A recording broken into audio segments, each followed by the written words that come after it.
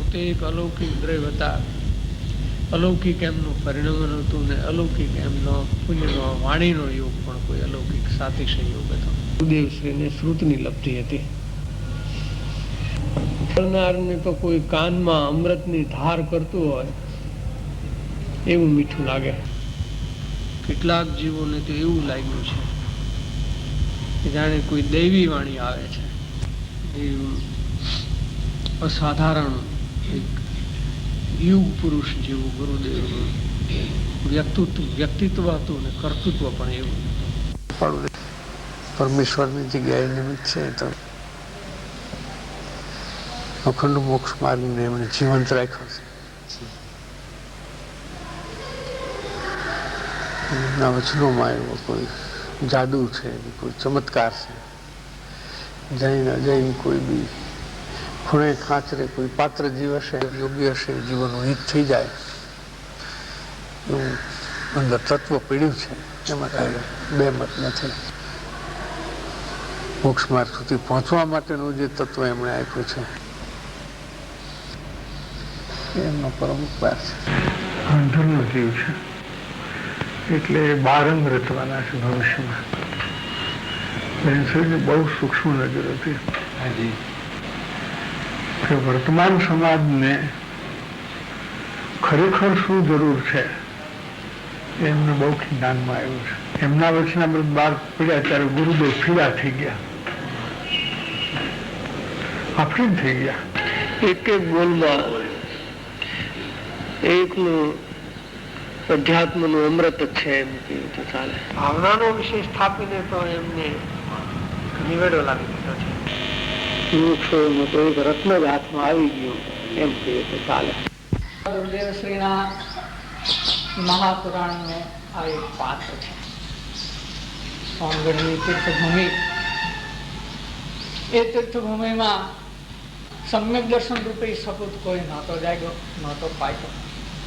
ત્યાં સુધી આગળ જે ધર્માત્માઓ થયા એ સોનગઢ ભૂમિમાં નથી થયા, જુદી જુદી ભૂમિમાં થયા. જ્યારે ગુરુદેવની જે સાધના ભૂમિ છે એ સાધના ભૂમિમાં સાધનાનું એક નવું કલગી યશ કલગી ઉમેરાણું અને એ ભૂમિ પણ ફલવંતી થઈ અને એક ફળ પાક્યું. એ સોગાનીજી છે. જે સોગાનીજીનું બહુમાન એ માત્ર એક વ્યક્તિનું બહુમાન નથી, એ સમ્યક દર્શનનું બહુમાન છે. અને જે સમ્યક દર્શન ધારક મહાત્માઓ ધર્માત્માઓ છે તે અનંતા ત્રણેય કાળના ધર્માત્માઓનું એમાં સન્માન છે.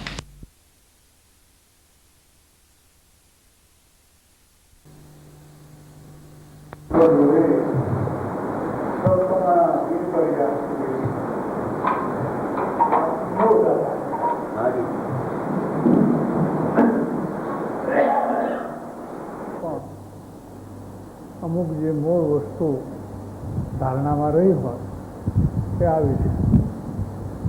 આ મૂળ ગાથા છે. એ જીવો તમે બૂઝો એટલે સવળા થાવ.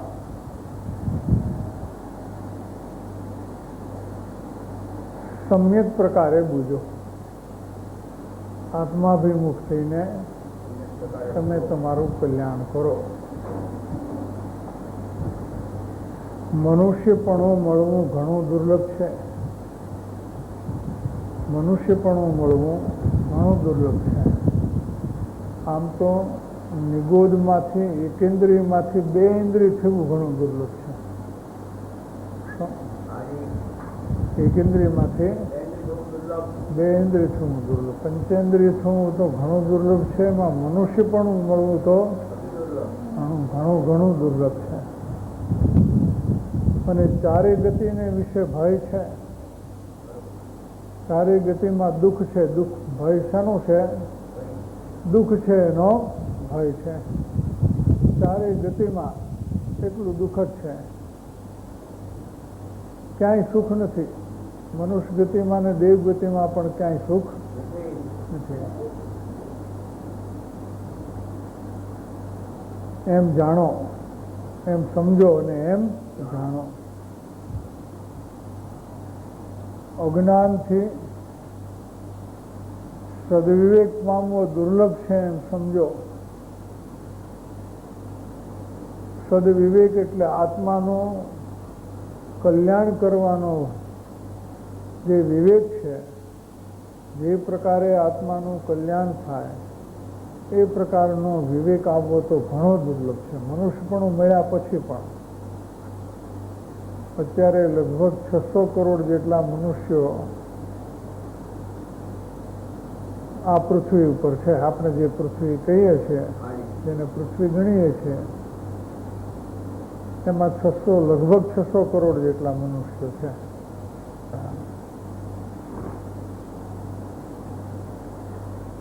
કેમ કે એવું અજ્ઞાન છે જીવને કે પોતાના સંયોગોને સુધારવા વધારવા સિવાય બીજું કંઈ જોઈ શકતો નથી. વર્તમાન સંયોગિક પરિસ્થિતિને કેમ સુધારવી, એમાં કેમ આગળ વધવું સંયોગ દ્રષ્ટિએ, એ સિવાય બીજું કાંઈ જીવ વિચારતો નથી. જીવનું કલ્યાણ કેમ થાય એવું વિચાર ભાગ્યે જ કોઈ જીવને આવે છે. અને જે જીવોને આવે છે એમાં પણ જે વિવેક જેને કહીએ, સન્માર્ગ તરફ વળે, એવું બહુ દુર્લભ છે. આખો લોક એકાંત દુઃખે કરીને બળે છે એમ જાણો. જગતમાં બધા જીવો દુઃખની અગ્નિમાં સળગી રહ્યા છે. એકલી દુઃખની અગ્નિમાં જ સળગી રહ્યા છે. આકુલતા આકુલતા આકુલતા આકુલતા સિવાય બીજું કાંઈ નથી જગતમાં જીવોને.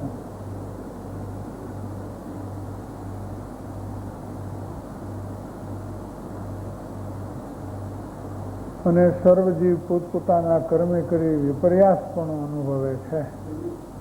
તેનો વિચાર કરો. સર્વજીવ એટલે જ્ઞાનીઓ સિવાયના, મોક્ષ માર્ગમાં આવ્યા હોય એ સિવાયના, અને યથાર્થપણું ન આવ્યું હોય એ સિવાયના લઈ લેવા જોઈએ. યથાર્થ આવે પછી વિપર્યાસ મટતા જાય છે, ઘટતા જાય છે. મુમુક્ષુમાં પણ એ સ્થિતિ, જ્યારે જીવ આત્માની ઉન્નતિના ક્રમમાં આવે છે ત્યારે એના વિપર્યાસ બધા છૂટતા જાય છે અને મટતા જાય છે.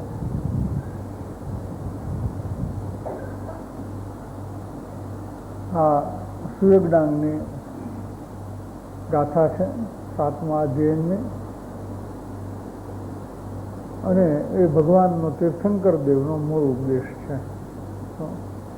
તીર્થંકર વારંવાર આમ કહેતા હતા,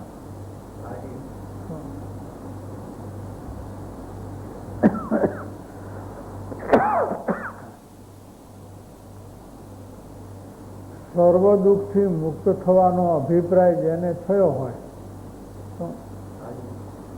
બધા જ દુઃખથી મુક્ત થવાનો અભિપ્રાય જેનો થયો હોય, અભિપ્રાયની વાત આવી, એ માત્ર ઈચ્છા થઈ હોય એમ નથી કીધું. એવો અભિપ્રાય થયો હોય કે મારે હવે કોઈ દુઃખ જોઈતા નથી, તે પુરુષે આત્માને ગવેષવો, તે પુરુષે આત્માને શોધવો. ગવેષવો એટલે શોધવો, પોતાના મૂળ સ્વરૂપની અંતરખોજ કરવી. કેમ કે આત્મામાં જે અનંત સુખ ભર્યું છે એ સુખની પ્રાપ્તિ ન થાય ત્યાં સુધી બીજા બહારના સંસારના ક્લેશ અને દુઃખ છે એ મટવા સંભવ નથી. ને એને આત્માને ગવેષવો. પણ સીધો કોઈ આત્માને ગવેષી શકે એવી પરિસ્થિતિ નહીં હોવાથી શું કરવું એનું એમ માર્ગદર્શન આપે છે કે જેણે આત્મા ગવેષવો હોય તેણે યમ નિયમાદિક સર્વ સાધનનો આગ્રહ અપ્રધાન કરીને સત્સંગને ગવેષવો તેમજ સત્સંગને ઉપાસવો. જેને આત્મા જોઈતો હોય, આત્માનું સુખ જોઈતું હોય, તેને બીજા એમ નિયમની માથાકૂટમાં પહેલેથી પડવાની જરૂર નથી કે ત્યાગ કરો, સંયમ લઈ લો, ફલાણું કરો. એમ નિયમમાં શક્તિ ખર્ચવી નહીં એમ કહે છે. જો તમારી શક્તિ હોય તો સત્સંગને ગવેશવો અને સત્સંગને ઉપાસવો. ગૌણ કરવા, એ સાધનોને ગૌણ કરવા. ન કરવા એમ ન કીધું, ગૌણ કરવા. મુખ્યપણે આ કરવું, ગૌણપણે થાય તેટલું કરવું, ન થાય તો અત્યારે એની ઉપાધિ કરવા જેવી નથી.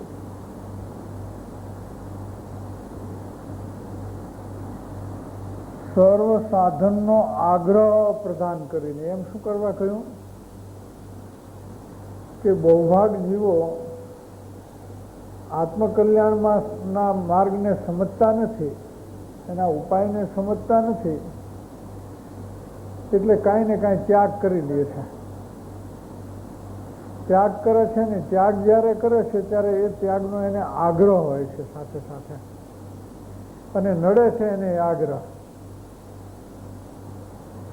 જે ત્યાગનો એમ નિયમનો કાંઈ આગ્રહ હોય છે એને નડે છે. એને બાહ્ય ક્રિયામાંથી અંતરક્રિયામાં આવવા દેતો નથી. કેમ કે જે બાહ્ય ક્રિયા છે એ બાજુના પરિણામમાં આગ્રહ ઉભો છે, વજન છે એનું. એ વજનને કારણે અંદરમાં આવવામાં તકલીફ પડે છે, કેમ કે દિશા વિરુદ્ધ છે. બાહ્ય ક્રિયાની દિશા બાહ્ય પરિણામની છે અને અંતર્મુખ થવાની દિશા જુદી દિશા ઉલટી છે એનાથી. એટલે ઉલટી દિશામાં જોર જાય છે તો સુલટી દિશામાં આવી શકતો નથી. એવી એક પરિસ્થિતિ ઉત્પન્ન થાય છે. ક્રિયાઓમાં પ્રયોગ તો પ્રથમમાં તો સામાન્ય રીતે થાય છે, આગ્રહ પાછથી કોઈને શું હોય છે કે પહેલેથી આગ્રહ હોય અને ત્યાગ કરી લે છે. કોઈને ત્યાગ કર્યા પછી પણ આગ્રહ ઉભો થાય છે, પકડમાં આવે છે. એ પકડ એને અંદરમાં આત્માની પકડમાં આવવા નથી દેતી. એવી પરિસ્થિતિ થાય છે.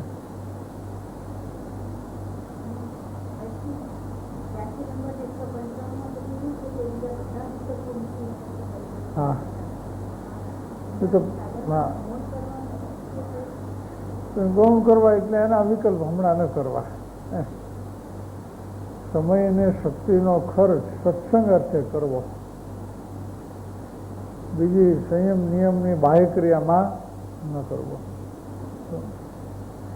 નિવૃત્તિ અર્થે જે કાંઈ થઈ શકે છે, જે નિવૃત્તિ અર્થે જુદી વાત છે. અંતર્નિવૃત્તિ માટે બાહ્ય નિવૃત્તિ ઉપકારી છે, પણ એકાંત બહારનું વજન જાય અથવા એટલું વજન જાય કે અંદરમાં આવવું તકલીફ પડે, એવું તો થવું જોઈએ. 86-195 તો શું છે કે તું સૌથી પહેલા પરિભ્રમણની ચિંતા કરને, બીજા વિકલ્પો શું કરવા કરશ? પ્રવેશ ક્યાંથી થવાનો છે? જ્યાંથી પ્રવેશ થવાનો છે ત્યાંથી પ્રવેશ કરતો. બીજી રીતે પ્રવેશ કરીશ તો પણ તને આગળ વધવામાં કોઈ અનુકૂળતા રહેશે નહીં, આગળ નહીં વધી શકતો. એ પરિસ્થિતિ છે.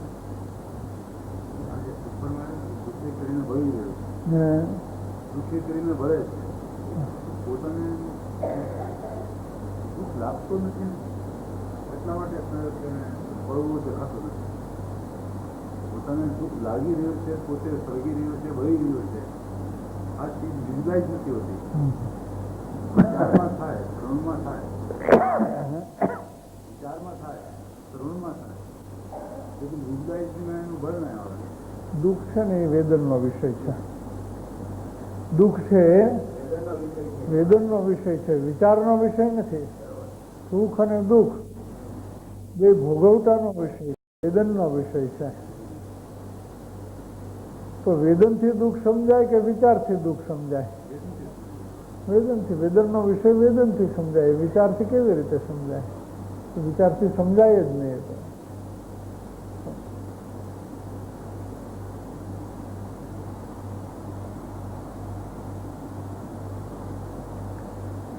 જેને આત્મા ગવેશવો હોય તેણે યમ નિયમાદિક સર્વ સાધનનો આગ્રહ ગૌણ કરીને, અપ્રધાન કરીને એટલે ગૌણ કરીને સત્સંગને ગવેશવો તેમજ સત્સંગને ઉપાસવો, સત્સંગને શોધવો અને સત્સંગને ઉપાસવો એટલે સત્સંગને આરાધવો. ઉપાસવો કહો, આરાધવો કહો, એક જ વાત છે.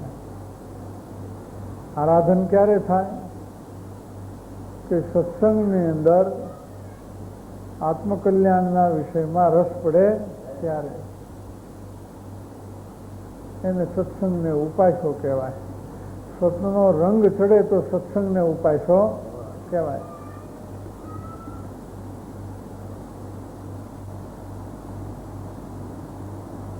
સત્સંગની ઉપાસના કરવી હોય તેણે સંસારને ઉપાસવાનો આત્મભાવ સર્વથા ત્યાગવો.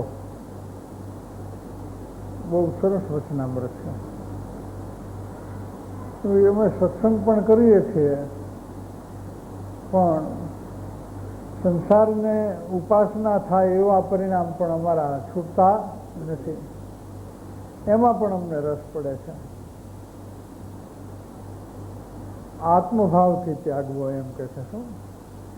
સંસારને ઉપાસવાનો આત્મભાવ ત્યાગવો. કેવો ભાવાત્મક શબ્દ છે. શું? આત્મભાવને છોડી દેવો. આત્મભાવે સંસાર ઉપાસે સત્સંગને ન ઉપાસી શકે એમ કે છે. જે જીવ આત્મભાવે સંસારને ઉપાસે એ સત્સંગને ઉપાસી શકે નહીં. સત્સંગને જો ખરેખર તમારે ઉપાસવો હોય તો સંસારને હવે ઉપાસવો છે એવો અંદરથી આત્માને ભાવ રહેવો જોઈએ. તો કે અભિપ્રાય બદલવો હોય તો પહેલી જ વાત કરી છે. દુઃખથી મુક્ત થવો હોય એવો જેનો અભિપ્રાય હોય એને સંસાર ઉપાસવાનો અભિપ્રાય હોઈ શકે નહીં. કેમ કે સંસાર એકાંતે દુઃખ કરીને બળે છે.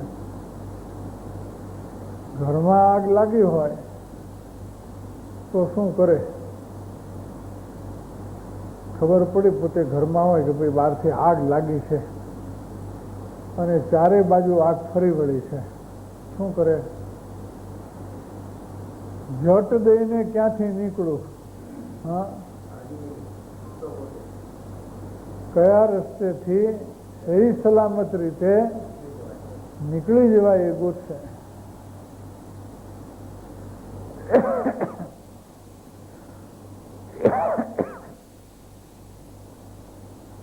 જે ઘરમાં આગ લાગી છે એ ઘરમાં કુટુંબ પરિવારના સભ્યો પણ હોય છે અને એ ઘરમાં બીજી કિંમતી ચીજો પણ પડી હોય છે કે નથી હોતી? શું વિચાર શું આવશે? એક વાર હું બચી જાઉં ને તો પછી બહાર નીકળ્યા પછી હું ઉપાય કરીશ કે આ બધાને કેવી રીતે બચાવવા, બીજાને કેવી રીતે બચાવવા, સંપત્તિ કેવી રીતે બચાવવી. તો હું જ નહીં બચું તો શું કામનું? આ બધું બચેલો શું કામનું રહેશે? અથવા આગ કેવી રીતે ઠારવી લ્યો કે જેથી બધું બચી જાય. એટલે પોતે બચવાનો વિચાર કરશે. અહીંયા શું કરે છે કે પોતે હોમાઈ જાય છે, બધાને સંભાળવા જાય છે, કુટુંબની સંભાળ કરવા જાય છે, સંયોગની સંભાળ કરવા જાય છે અને પોતે હળગી જાય છે. ઉલટું થાય છે. એનો અર્થ કે એને આગ લાગી છે એ ખબર નથી, ઉલટું કરે છે. કુટુંબને બચાવી શકે, સંપત્તિને બચાવી શકે, બધા હા.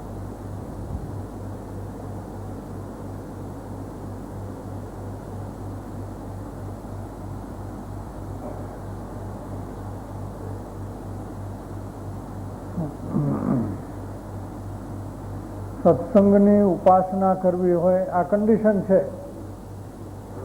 સત્સંગની ઉપાસના કરવા માટેની આ શરત છે.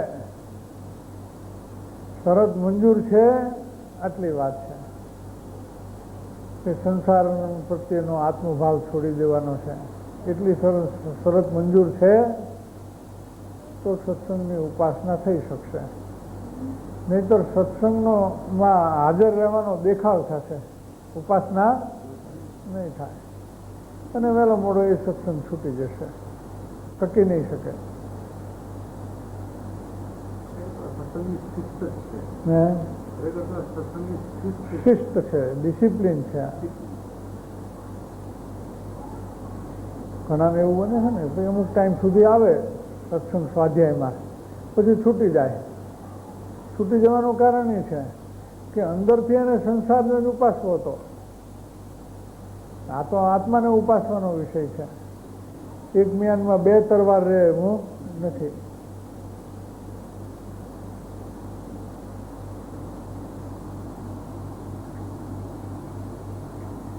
સંસારને ઉપાસવાનો આત્મભાવ સર્વથા ત્યાગવો. એ ભાવ તો જરાય ન કામમાં આવે. કરવું પડે, સંસારિક કાર્યો કરવા પડે, બીજી વાત છે. ગુજરાતીમાં સમજમાં જાય. સંસારના કાર્યો કરવા પડે એ બીજી વાત છે, અને હોંશથી ને રસથી કરે એ બીજી વાત છે. જે રસથી ને હોંશથી કરે છે સંસારને ઉપાસે છે, એ આત્માને ઉપાસી કે સત્સંગને ઉપાસી શકે.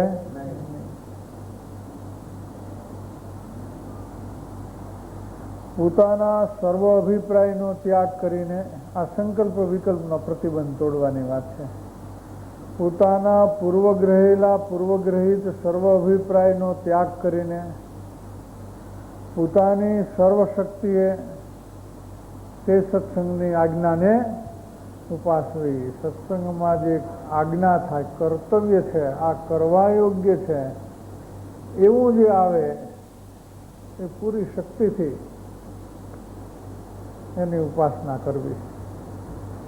બીજા બધા અભિપ્રાય છોડીને પૂર્વના જે કાંઈ અભિપ્રાય હોય, માન્યતા હોય, મૂકી દેવી. સત્સંગમાં જે નિર્ણય લેવાય એને આજ્ઞા સમજીને શિરોધાર્ય કરવી. કેમ કે સત્સંગમાં એમ આવ્યું કે સર્વપ્રથમ પરિભ્રમણની ચિંતના થશે તો યથાર્થ ઉદાસીનતાનો ક્રમ શરૂ થશે અને પૂર્ણતાના લક્ષ્ય બંધાવવાની ભૂમિકા આવશે. તો હવે બીજી માથાકૂટમાં ઉતરવું નહીં. આ વાત ચાલતી હોય છતાં પછી ભાઈ મને તો જરાક આમ આવો મને આ પ્રકારે ભાવ થાય છે, એનું મારે શું કરવું, એ મારે કેવી રીતે કાઢવો, એ બધા જ આશે. જે રસ્તે સાચા રસ્તે પ્રયાણ કરવામાં આવશે તો બધા કર્મે કરીને જશે.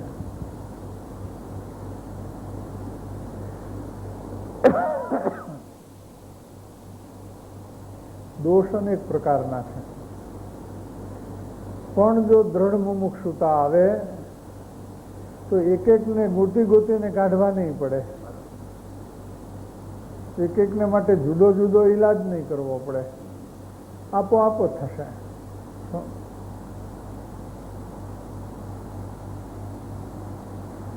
પોતાના સર્વ અભિપ્રાયનો ત્યાગ કરી પોતાની સર્વશક્તિએ, શક્તિ ગોતવા વિના, સર્વશક્તિ એટલે પૂરી શક્તિથી, પૂરા પ્રયત્નથી, પૂરા પુરુષાર્થથી તે સત્સંગને આજ્ઞાને ઉપાસવી. જે કાંઈ કર્તવ્ય હોય એને પૂરી શક્તિથી કરવું. સત્સંગમાં જે આત્મકલ્યાણ માટે જે કાંઈ પોતાની ભૂમિકાની યોગ્ય વાત આવે એ અંગીકાર કરવા માટે, એનું અમલીકરણ કરવા માટે, શું એનું અમલીકરણ કરવા માટે પૂરી શક્તિથી અમલ કરવો. વહીવટ ના કરે. હા, તીર્થંકર એમ કહે છે કે જે કોઈ તે આજ્ઞાને તે પ્રકારે ઉપાસે છે શું તે અવશ્ય સત્સંગને ઉપાસે છે, એને ખરેખર સત્સંગને ઉપાસ્યો. અમલીકરણમાં આવ્યો એને સત્સંગને ઉપાસ્યો. સાંભળ્યું એને સત્સંગને ઉપાસ્યો એમ ન કહ્યું. સાંભળ્યું ને યાદ રાખ્યું માટે સત્સંગને ઉપાસ્યો એમ પણ ન કહ્યું. સાંભળ્યું ને બીજાને સમજાવી શક્યો માટે સત્સંગને ઉપાસ્યો એમ પણ ન કહ્યું. શું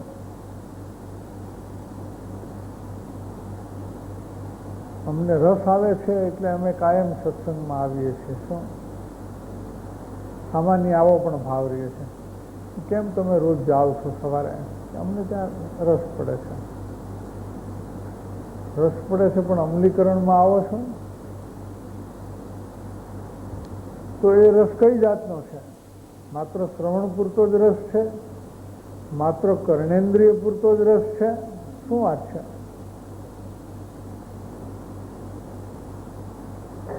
અમલીકરણની આજ્ઞા છે.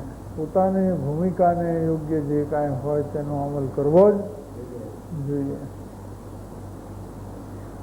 પરિણમનનો પ્રયાસ ન કરવામાં આવે તો એ સત્સંગમાં આવે છતાં સત્સંગને ઉપાસતો નથી. આ ચોખ્ખી વાત છે.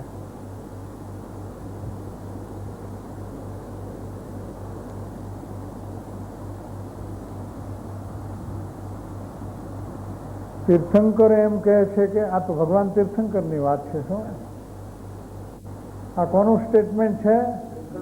તીર્થંકર દેવની વાત છે. આ તો એટલે એમાં મીન મેક નથી. બ્રહ્મ વાક્ય સમજી લેવું. તીર્થંકર એમ કહે છે કે જે કોઈ તે આજ્ઞા ઉપાસે છે તે અવશ્ય સત્સંગને ઉપાસે છે. આજ્ઞાનું અમલીકરણ કરે છે એને જ ખરેખર સત્સંગને ઉપાસ્યો છે.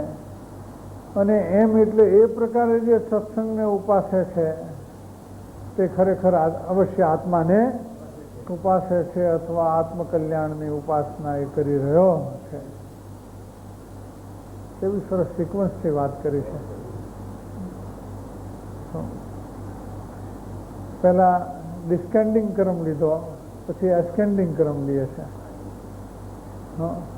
કે આત્માને ઉપાસવું હોય એને સત્સંગને ઉપાસવો. નીચે ઉતર્યા કે સત્સંગને ઉપાસ્યો હોય એને એ શું કરે? વળી ચડતું લીધું કે અમલીકરણ કરે.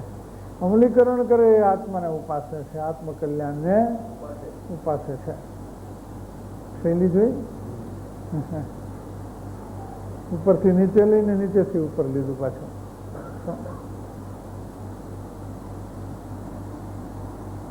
તે અવશ્ય આત્માને ઉપાસે છે અને આત્માને ઉપાસનાર સર્વ દુઃખથી મુક્ત થાય છે. અને આ પ્રકારે જે આત્માને ઉપાસે છે તે સર્વ દુઃખથી મુક્ત થાય છે. આ 12 અંગનું સળંગ સૂત્ર છે. દ્વાદશાંગી સળંગ સૂત્ર એમ લખ્યું છે નીચે.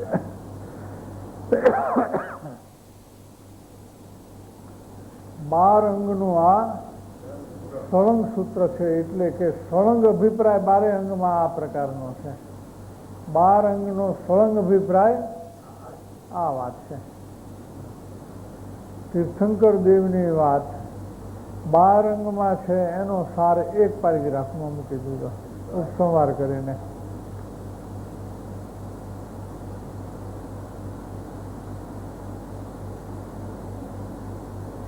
હવે થોડીક પોતાની વાત કરે છે.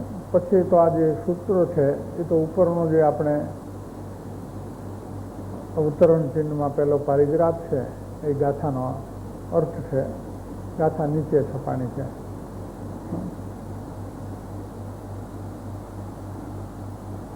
સર્વ પ્રકારની ઉપાધિ આધિ વ્યાધિથી મુક્તપણે વર્તતા હોઈએ તો પણ સત્સંગને વિશે રહેલી ભક્તિ તે અમને મટવી દુર્લભ જણાય છે. 27મા વર્ષે જ્ઞાન દશામાં પોતાના પરિણામનું નિવેદન કરે છે. કૃપાળુદેવ લિખિત નિવેદન કરતા હતા કે આમ તો અમે ભલે ગૃહસ્થીમાં છીએ, ભલે અમે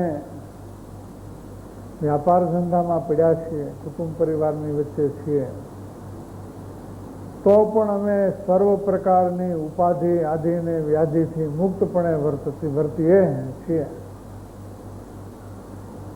કાંઈ અમને લગવાડ નથી એમ કહે છે. છૂટા છીએ એનાથી. ભલે બધાની વચ્ચે છીએ અને બધાની વચ્ચે કામ કરતા પણ દેખાઈએ છીએ, છતાં મુક્તપણે વર્તીએ છીએ. અમને કાંઈ લગવાડ નથી. કોકની વેઠ કરતા હોય એવું લાગે છે. શું વેઠ સમજે? હિન્દીમાં શું આવે છે? બેગાર. મફતમાં કામ કરી દેવું, સામે કાંઈ વળતર મળે નહીં. એમ આ જે કુટુંબના કાર્યો અને દુકાનના કાર્યો કરી છે એમાં અમારા આત્માને કાંઈ વળતર મળતું નથી. અમને ખબર છે કે આત્માને કાંઈ મળતું નથી. આ મફતની જ મજૂરી પૂર્વ કર્મનું દેણું કર્યું છે એ ચૂકવીએ છીએ. જે કાંઈ કરજ કર્યું છે એ કરજ ચૂકવીએ છીએ. કાંઈ લેવા માટે કરતા નથી. વેપાર કરશું ને સુખી થશું, હા, એ અભિપ્રાય નથી. આમ અમે અમારા સર્વ સંયોગોથી મુક્તપણે વર્તીએ છીએ, તો પણ સત્સંગમાં અમને પ્રતિબંધ છે એમ કે છે. ઠીક, સત્સંગ વગર અમારે ન ચાલે. 27 વર્ષની યુવાન દશા છે શું શરીરની. 12મા વેપારનો ધીકતો ધંધો છે, પણ અમને સત્સંગ વગર નહીં ચાલે. શું સત્સંગને વિશે રહેલી જે ભક્તિ, તો પણ સત્સંગને વિશે રહેલી જે ભક્તિ અમને એટલું બહુમાન છે સત્સંગનું, શું એ અમને નહીં મટે. ભલે એ પણ એક પ્રકારનો સંયોગ ગણાય છે. હા, સત્સંગનો એવો રંગ ચડેલો છે કે હવે ઉતરે એવું નથી. મજીઠનો રંગ કે છે ને, એ મજીઠનો રંગ ઉતરે નહીં. લાલ રંગને ફટકડીને લોધર આપે એટલે એની કેમિકલ ઇફેક્ટ આવે છે, પાકો રંગ થાય, પછી ઉતરે નહીં. કપડું ફાટે પણ રંગ ઉતરે નહીં. એમ 12માં ગમે એવી પ્રતિકૂળતા આવે પણ એ સત્સંગનો રંગ ચડ્યો એને ઉતરે નહીં. ખરો રંગ ચડ્યો એને ન ઉતરે. બાકી કાચો રંગ હોય એને અમુક સંયોગો, અમુક પ્રતિકૂળતાઓ, અમુક કાંઈક એવું હોય, ભાઈ સાહેબ હવે આપણે હમણાં કાંઈ થાય એવું, હમણાં ઉપાધિમાં આવી પડ્યા છીએ અને હમણાં એટલા કામ છે, કાં તો અનુકૂળતાના કામ વધી ગયા હોય ને કાં પ્રતિકૂળતાની ઉપાધિ વધી હોય.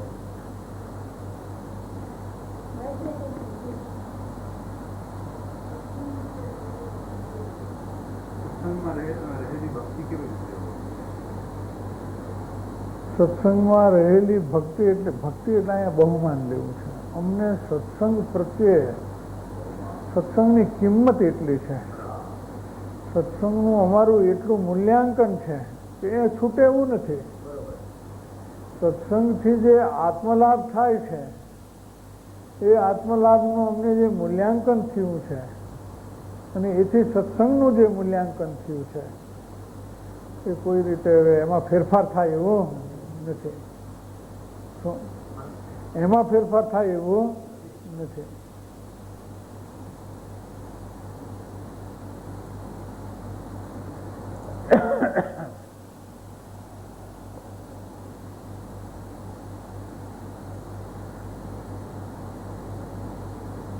બધી ચર્ચામાં તમારે ચાલે જ છે ને.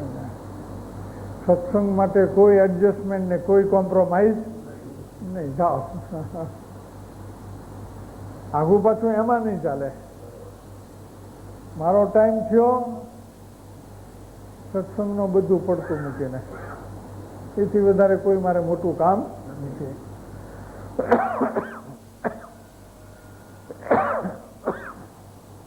અથવા એથી વધારે કોઈ ચીજનું મૂલ્ય નથી એમ કહેવા માંગે છે. તો એ જે સત્સંગને ઉપાસે છે તે આત્માને ઉપાસે છે.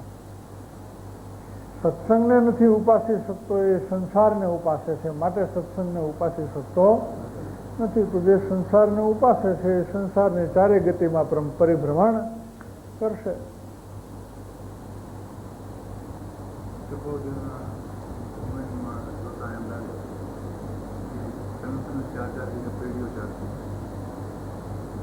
સત્સંગ માટે લોકો ઉભા રહેતા, જરી અવકાશ મળે તરત જ રાતે 12 વાગે 1 વાગે 1:30 વાગે સત્સંગ મુંબઈમાં ચાલે. ત્રણેક ઓફિસના સરનામા તો મળ્યા છે વવાણિયામાંથી. 3-4 ઓફિસ હશે એમને એવું લાગે છે. પછી સાંજે એકાદ ઓફિસ જેવી હતી જ્યાં બહુ કામનો ટ્રાફિક ન હોય, વ્યાપારિક કામનો ટ્રાફિક ન હોય, ત્યાં વ્યા જતા. પછી સાંજે જે પરિચયમાં આવ્યા હોય એવા કોઈ મુમુક્ષુઓ આવે એ પછી સત્સંગ શરૂ થાય અને વિષય સરખો ચાલે તો રાતના 12-1 વાગ્યા સુધી પણ ચાલે. કેમ કે પોતાને પણ સત્સંગનો એટલો મહિમા હતો, પોતાને પણ. નહીતર એવું નહોતું કે એમને કોઈ એમનાથી વિશેષ ગુણીનો સંગ મળતો હતો, પણ જે લોકોને સત્સંગનો મહિમા હતો એની પાસે એમનું હૃદય બહાર નીકળતું હતું.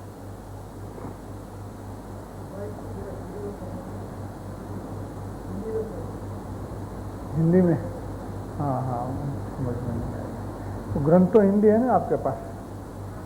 ग्रंथ तो हिंदी है नहीं तो गुजराती का हिंदी क्या होता है वो तो मालूम आ जाए. मालूम पड़ा का नहीं पड़ा? हम गुजराती में बोलते वही इसमें हिंदी में लिखा है, हिंदी में ले. सत्संग का सर्वोत्तम अपूर्वपणा 2 बात लिया है. सत्संग सर्वोत्तम है और अपूर्व है. ऐसा भाव हमको अहोरात्र, वो हिंदी में क्या है वशा करे छे एनु शुं हिंदी कर्યું છે? निवास करता है. ऐसा लिया है? सेवा करता है, निवास करता है.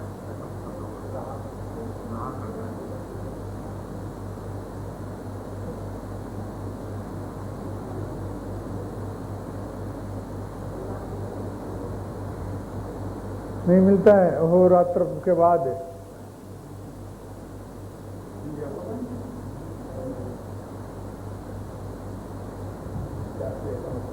क्या लिखा है क्या बोलो ना. हाँ हमको भी नहीं मिला. नहीं मिला. क्या शब्द क्या पड़ा है? रहा करता है. एप्रोप्रिएट ट्रांसलेशन नहीं है. વસી ગયું અંદરમાં આત્મામાં જામેલું છે, સ્થાપિત. हाँ निवास हो गया. वैसा करे છે कंटिन्यू रात्रि दिन वही अंदर में रहता है. गुजराती भाषा में अमुक है. हाँ वसता रहता है, वस्या करे છે. ચાલુ વર્તમાન કાળ. સાદો વર્તમાન, ચાલુ વર્તમાન અને પૂર્ણ વર્તમાન. ગ્રામરની દ્રષ્ટિએ 3 આવે ને. શું? સિમ્પલ પ્રેઝન્ટ, ભૂત વર્તમાન, ચાલુ વર્તમાન અને ભવિષ્ય વર્તમાન. 3. આ ચાલુ વર્તમાન કાળ છે એમ કે વિષા જ કરે છે.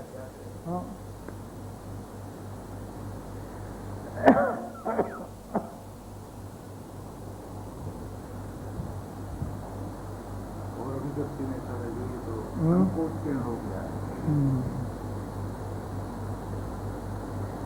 नहीं, वो हमारा भाव चालू रहा करता है, सारा चालू रहता है तो रहता है, वो ऊपर ऊपर से नहीं है, अंदर में वो उतना इफेक्ट करता है तो वसी अंदर वैसा करे છે तो जैसे आटा है, वो घी पीता है, हाँ, आटा घी पीता है कि नहीं पीता है? फिर दोबारा उसको घी पिलाए तो दोबारा भी पीता है, तो अंदर घी बचता है क्या? अंदर में ऐसे सत्संग जैसे जैसे होता है वैसे उसकी महिमा हमको और बढ़ती जाती है और उसका प्रत्यक्ष लाभ हमको अनुभव में आता है।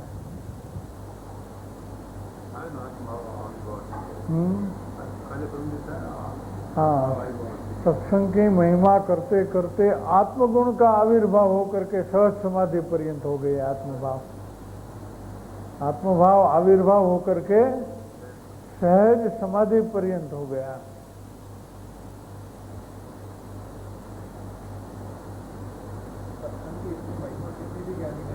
हैं? इतनी कृपालु जन में करिए सत्संग की महिमा, हाँ, इतनी दिखने में नहीं आती है। हाँ, वो तो है ही। स्पेशल कलम चलाइए इस विषय पर, स्पेशल कलम चलाइए। सत्संग महात्म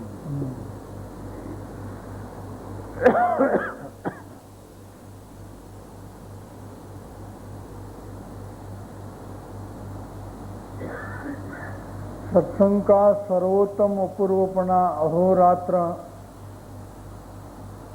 ऐसा हमको रहा करता है, तथापि उदय योग्य प्रारब्ध से ऐसा अंतराय वर्तता है, तथापि उदय योग प्रारब्ध से थोड़ा बहुत उसमें अंतराय भी वर्तता है। पूर्ण निवृत्ति से सत्संग नहीं उपा सकते। देखो कुदरत को क्या मंजूर होगा। कृपालु देव को अगर उपाधि नहीं होती व्यापार की और बाह्य निवृत्ति भी होती तो बहुत जीवों का कल्याण हो जाता है। अपना तो वो कल्याण करते थे और करते रहते, प्रवृत्ति में भी करते थे तो निवृत्ति में नहीं करते, वो तो सवाल ही पैदा नहीं होता। लेकिन दूसरे बहुत से जीवों का कल्याण हो जाता है। इसकी वैल्यू कितनी और व्यापार की वैल्यू कितनी?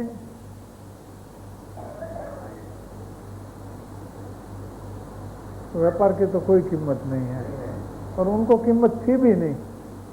फिर भी कोई कुदरत की व्यवस्था ऐसी थी कि उनको बाह्य निवृत्ति नहीं थी, तो इनके योग से जो होने वाला लाभ उसमें कम लोगों को फायदा हुआ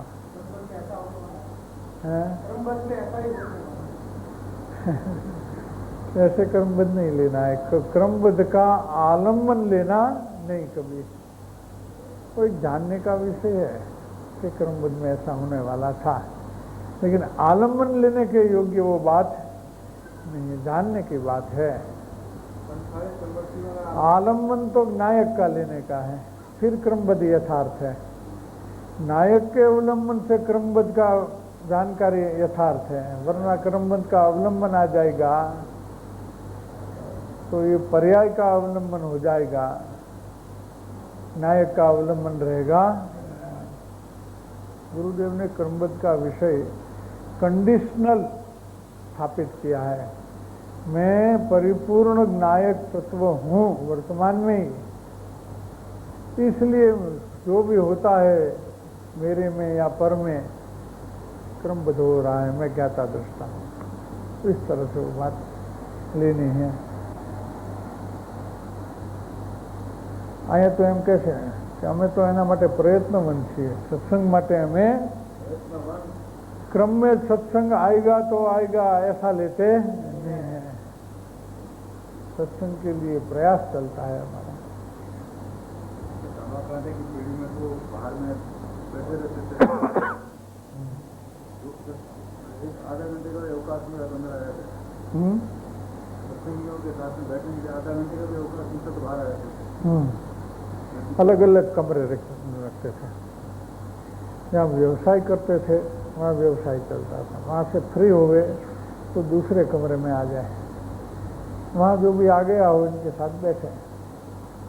सत्संगी भी कहते हाँ। बैठे रहते। जिसको गरज है वो तो बैठे रहेंगे, सीधी बात है। ऐसा लाभ कहाँ से मिले? ऐसा लाभ कहाँ से मिले? प्रत्यक्ष योग का लाभ कहाँ से मिले? टाइम फिक्स नहीं है कि गुरु को जब कृपा हो, जब उनको टाइम मिले तब आ जाने हम तैयार हैं। वो तो है। जैसे डॉक्टर के पास जाते हैं, वकील के पास जाते हैं, कोर्ट में जाते हैं तो क्या करना पड़ता है? वेट करना पड़ता है कि नहीं? वो अपनी बारी आएगी तब केस अपना लेंगे हाथ में। कोर्ट में तो सुबह से 11 बजे उपस्थित होना पड़े, शाम को भी केस निकलता है, बैठे रहना पड़ता है क्या?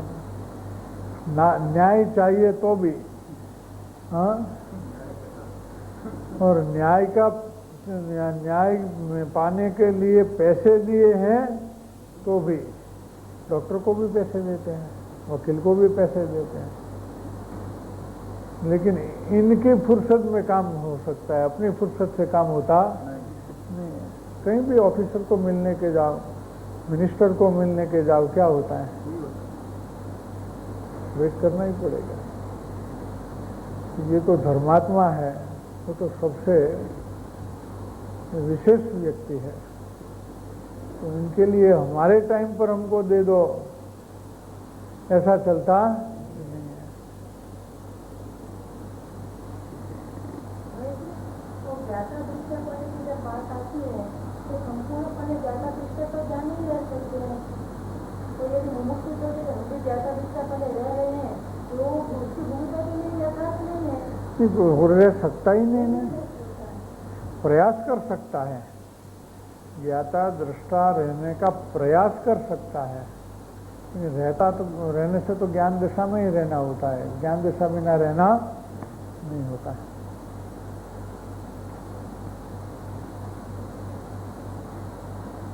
तथापि उदय योग प्रारब्ध से ऐसा अंतराय वर्तता है, बहुत करके बहुभाग किसी बात का खेद हमारे आत्मा में उत्पन्न नहीं होता, तथापि सत्संग का अंतराय का खेद तो अहोरात्र बहुत करके वर्तता है। दूसरा कोई आगे पीछे बात हो जाए हमको उसका कोई चिंता नहीं होता, खेद नहीं होता, लेकिन सत्संग में अंतराय रहता है, यानी हमको प्रवृत्ति में रहना पड़ता है, उसका हमको खेद होता है। वो जानते थे कि अगर हमारी निवृत्ति हो तो बहुत लोगों को लाभ हो सकता है, लेकिन वो परिस्थिति देखने में नहीं आई, वो परिस्थिति देखने में नहीं आई। तो प्रवृत्ति भी चालू रही और प्रवृत्ति में से जितना अवकाश मिला उतना सत्संग में वो उपस्थित होते थे, तो उसमें कुछ कम टाइम मिलता था और खुद को भी सत्संग की चाहना थी, बहुमान था, भक्ति था, तो उसमें जो अंतराय आता था उसका खेद उनको होता था।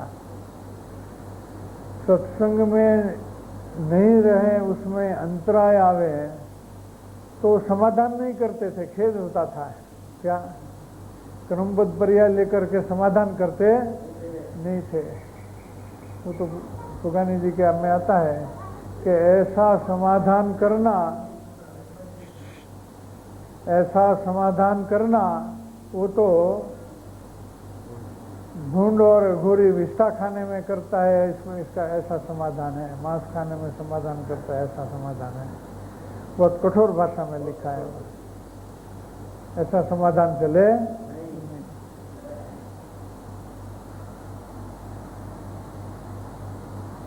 देखो बहुभाग करके किसी बात का खेद, मैंने कोई बात इच्छा अनुसार नहीं होवे तो हमको उत्पन्न नहीं होता है। ठीक है, नहीं हुआ तो नहीं हुआ। तथापि सत्संग का अंतराय का खेद तो कभी होता है नहीं, अहोरात्र वर्तता है, बहुत लगता है, थोड़ा नहीं लगता है, चालू ही रहता है कि ये क्या हो रहा है। हमारा अमूल्य जीवन ऐसे चला जाता है, उसका हमको खेद होता है, समाधान नहीं कर लेते। अब देखो, सर्वभूमि मैंने सर्व क्षेत्र, संसार के सर्व मानस, सब परिवार से लेकर परिचित से लेकर के सर्व काम, उदय के, घर के, दुकान के सर्व काम और सर्व बातचीत आदि प्रसंग, जो भी बातचीत करने का प्रसंग होता है उदय के कारण से, वो हमको अनजाना जैसा लगता है। कैसा लगता है? अनजाना यानी पराया लगता है। जैसे हम कोई अनजाने शहर में जाए तो कैसा अनजाना अनजाना सब लगता है, मानस अनजाना लगे, क्षेत्र अनजाना लगे, किसी से बात करे तो भी अनजाने लोगों से बात करते हैं। साव पर का पराया, साव अनजाने और साव बिल्कुल अनजाने और बिल्कुल पराये लगते हैं। उदासीन जैसे कहीं रस आता नहीं है, और रमणीय बिल्कुल सुहाता नहीं है, गमता नहीं है, और रमणीय लगता है, हमको कुछ गमता नहीं है। और अमोह कर हमको कहीं आकर्षण भी नहीं है। जो भी उदय के कार्य प्रसंग जो भी है, वो क्षेत्र, मानस, काम, बातचीत, उसमें हमको कहीं कहीं आकर्षण, दिलचस्पी नहीं है। उल्टा ना हमको अच्छा नहीं लगता।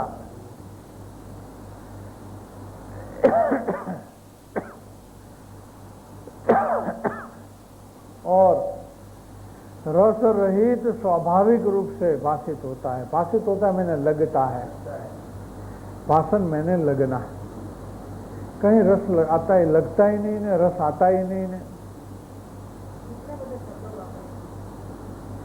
उदय में कैसे परिणाम है उसका शब्द प्रयोग किया है। अनजाने लगते हैं, पराया लगता है। हमारा काम ऐसा नहीं लगता है, उदय हमारा ऐसा नहीं लगता है, पराया लगता है।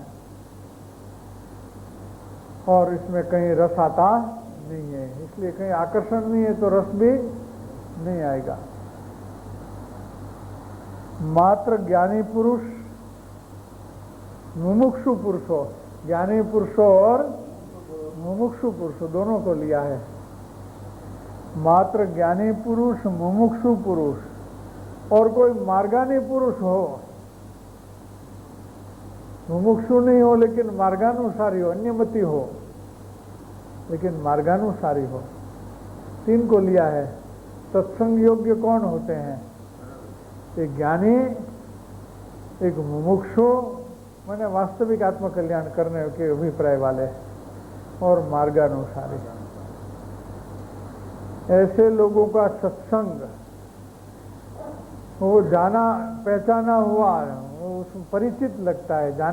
जानीता मैंने परिचित, परिचित शब्द लिखा है, परिचित अपना लगता है, वो दूसरा पराया लगता है, कुटुंबादि पराया लगता है और ये अपना लगता है। देखो क्या उल्टा सुल्टा हो गया है। मुमुक्षु अपना लगता है और घर वाले पराया लगता है। देखो क्या हालत होगी। अपना लगता है, प्रीतिकर लगता है, उसके ऊपर हमको प्रेम आता है। मुमुक्षु लोगों के प्रति हमें प्रेम आता है और सुंदर लगता है, अच्छा लगता है और आकर्षित लगता है, उसके प्रति हमारा खिंचाव रहता है। क्या आकर्षण भी रहता है, और रस स्वरूप भाषित होता है, उसमें हमको रस आता है, लगता है। उल्टी उल्टी बात है। ऊपर उदासीनता नहीं और नीचे प्रीति करना। उदासीनता के सामने प्रीति कर लिया, अमोह करके सामने आकर्षित करने वाला लिया, और निरसता के सामने रस ले लिया है। अनजाना के सामने परिचित लिया है, और पराया के सामने अपना लिया है। ज्ञानी को भी अपना होता है कि हाँ, दूसरे ज्ञानी अपना लगता है, मुमुक्षु अपना लगता है, मार्गानुसारी अपना लगता है। ऐसी बात है।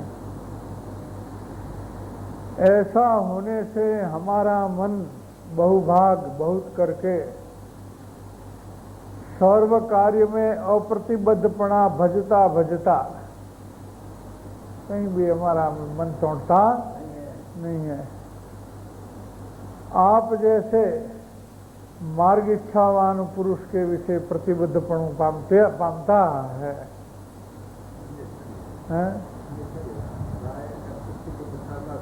करते करते आप जैसे मार्ग इच्छावान पुरुषों में प्रतिबद्धता प्राप्त करता है। बराबर, पूर्णवत बराबर।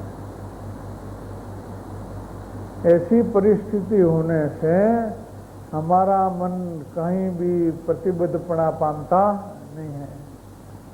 न दुकान का प्रतिबंध है, न कुटुंब का प्रतिबंध है, न दूसरे कोई उदय का प्रतिबंध है। कोई प्रतिबंध हमको नहीं है। ऐसा हमारा मन आप जैसा मार्ग के इच्छा वाला जो मुमुक्षु है, ऐसे आत्मा में हमारा मन लगता है। वहाँ हमारा मन लगता है, और जगह हमारा मन लगता नहीं है। ये अपनी बात करते हैं। कौन? कृपालु देव अपनी बात करते हैं। देखो हमारी तो ये हालत है। हाँ, ज्ञानी की तो ऐसी हालत होती ही है। देखिए, कुछ साम्य था कृपालु देव और पूज्य सुगानी जी में।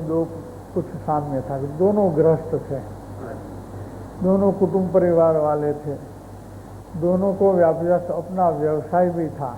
हाँ, उतना है कि कृपालु देव को व्यवसाय में अनुकूलता ज़्यादा थी। शायद इतनी अनुकूलता सुगानी जी को नहीं होगी, लेकिन इसका कोई हिसाब किताब नहीं है। इसमें इस लाइन में इसका कोई हिसाब किताब, कोई उसके जैसा भी हो, प्रारब्ध अनुसार हो तो प्रारब्ध अनुसार होता है।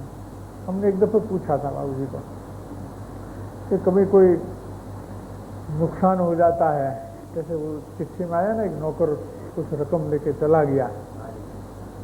नौकर है, कोई उगाही की रकम लेके चला गया।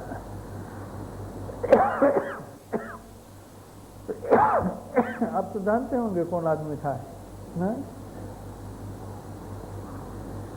तो मैंने कहा आपके परिणाम कैसे चले, हमने पूछा था। उस वक्त आप बाद में आए थे ना, तो चिट्ठी के बाद में जब आए समझो तो हम ठीक है, वो प्रारब्ध अनुसार होता रहता है, उतना नहीं है। जैसा ऐसा ही कोई प्रारब्ध का ऐसा ही कोई होगा।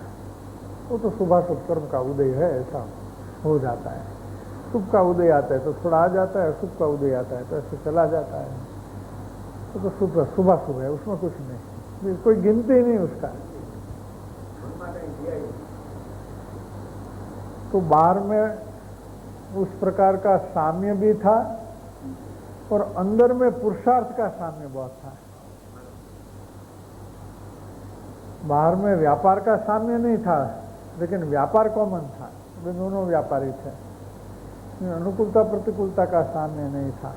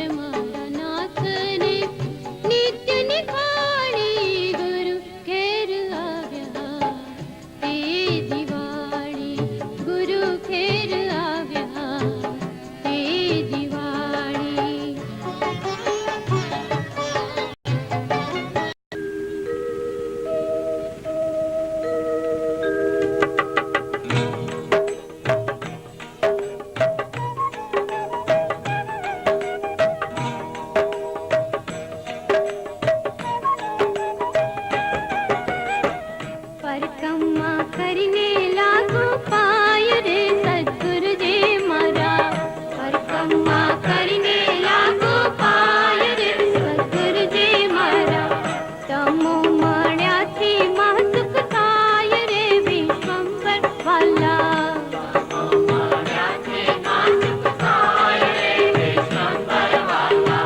परिक्रमा करने लागो पाय रे सद्गुरु जी मारा परिक्रमा करने लागो पाय रे सद्गुरु जी मारा